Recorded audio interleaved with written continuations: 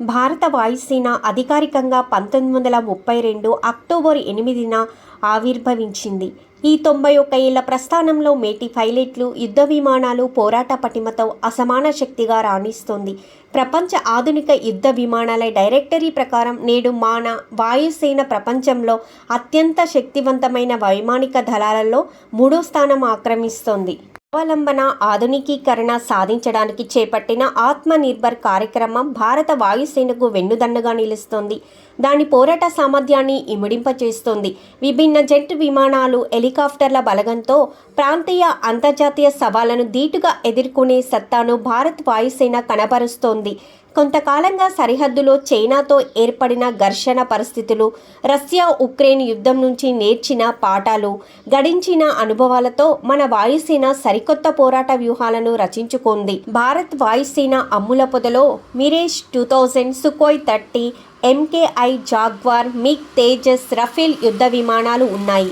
అత్యాధునిక తేలికపాటి హెలికాప్టర్ ధ్రువ్, బహుముఖ పోరాట విధులు నిర్వర్తించగల హెలికాప్టర్ ప్రచండ్, దాడి చేసే హెలికాప్టర్లు రుద్ర, అపాచీ, భారీ సామాగ్రిని తీసుకెళ్ల చినూక్ హెలికాప్టర్, రవాణా విమానాలైన C-17, C-295, C-130లను మన వాయుసేన సముపార్జించుకుంది. C-17, C-130 రవాణా విమానాలు ప్రపంచంలో ఏ మూలకైనా సైనికులను, యుద్ధ సామాగ్రిని తీసుకెళ్లగలవు. భారత వాయుసేన పోరాట సిద్ధాంత వ్యూహాన్ని 1995లో ప్రకటించి 2007లో సవరించారు. 2012లో మరోసారి సవరించి ప్రచురించారు. ఈ ఏడాది ఫిబ్రవరి 4న తాజా వ్యూహ పత్రాన్ని వెలువరించారు. ఉక్రెయిన్లో రష్యా తన సైనిక దళాలను దన్నుగా దాని అపార వైమానిక శక్తిని పూర్తిస్థాయిలో వినియోగలేకపోతుందనే గ్రహింపు ఆ పత్రంలో కనిపించింది. యుద్ధంలో డ్రోన్ల వినియోగం అధికమైన సంగతిని ఆ వ్యూహపత్రం వెల్లడించింది. సైబర్, ఎలక్ట్రానిక్ సమాచార యుద్ధ రీతులు, కృత్రిమ మీద, హైపర్సోనిక్, లేజర్ ఆయుధాల ఆవశ్యకతను వాయుసేన పోరాట సిద్ధాంతంలో పొందుపరిచారు. యుద్ధ సమయంలో, శాంతి కాలంలో అటు యుద్ధము లేక ఇటు శాంతి సైతం లేని సంధికాలంలోనూ పైచేయిగా ఉంటూ పాకిస్తాన్, చైనాల ఆట కట్టించాలని పోరాట సిద్ధాంతం నిర్దేశిస్తోంది.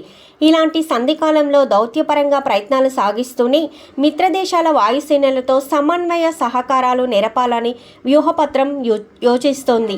గగనతలంతో పాటు అంతరిక్షంలోనూ దాడి చేసే సామర్థ్యాన్ని సాధించాలని పిలుపునిస్తోంది.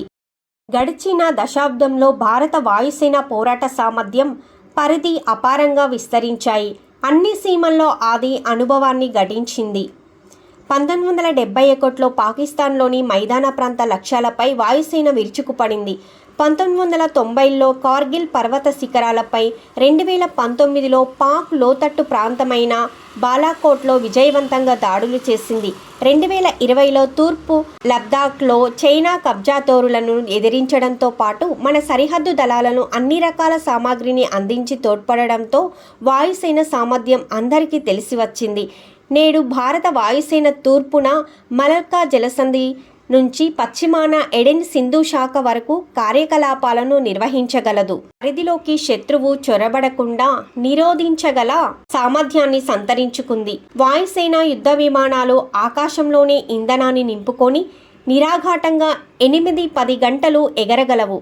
ఈ ప్రయాణ పరిధిని మరింత విస్తరించడానికి అండమాన్ నికోబార్ దీవుల్లో నిర్మిస్తున్న విమాన స్థావరాలు తోడ్పడతాయి. భారత ఆర్థిక వ్యవస్థ పరిమాణం పెరగడం వాయుసేన బల విస్తరణకు తోడ్పడుతుంది. మిత్రదేశాల వైమానిక దళాలకు భారత వాయుసేన సహాయ సహకారాలు అందిస్తోంది. అంతర్జాతీయ రక్షణ సహకారాన్ని పెంపొందించుకుంటోంది. ఖండాంతరాలకు పయనించే సామర్థ్యాన్ని సాధించిన భారత వాయుసేన మిత్రదేశాలతో కలిసి ప్రపంచంలో వేర్వేరు చోట్ల సంయుక్త విన్యాసాలు నిర్వహిస్తోంది.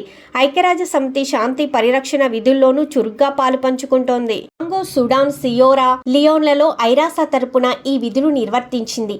ప్రకృతి ఉత్పాతాలు సంభవించినప్పుడు హెలికాప్టర్ల ద్వారా బాధితులకు ఆహారం అందించడం, వారిని రక్షించడం వంటి విధులు సమర్థవంతంగా నిర్వర్తిస్తోంది. భారత వాయుసేన వచ్చే 3 ఏళ్లలో ఆత్మనిర్భర్ కార్యక్రమం కింద దాదాపు 3 లక్షల కోట్ల రూపాయల విలువైన ప్రాజెక్టులను చేపడుతోంది. ఈ నిధులు స్వదేశంలోనే వినియోగమవుతూ దేశ ఆర్థికాభివృద్ధికి ఊపు తెస్తాయి.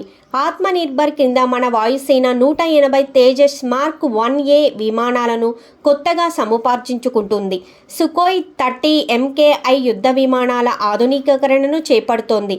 156 తేలికపాటి పోరాట హెలికాప్టర్లను, గూఢచర్యం, గగన నిఘా లక్ష్య ఛేదనకు ఐసాట్ విమానాలను సమకూర్చుకుంటోంది. స్వదేశీ S-400 క్షిపణి వ్యవస్థ కుశ ప్రాజెక్టును చేపడుతోంది. డార్నియర్ HS-748 విమానాలను లైసెన్స్లపై స్వదేశంలోనే తయారు చేస్తుంది. చిన్న రవాణా విమానం సార్స్ను సైతం నిర్మించనుంది.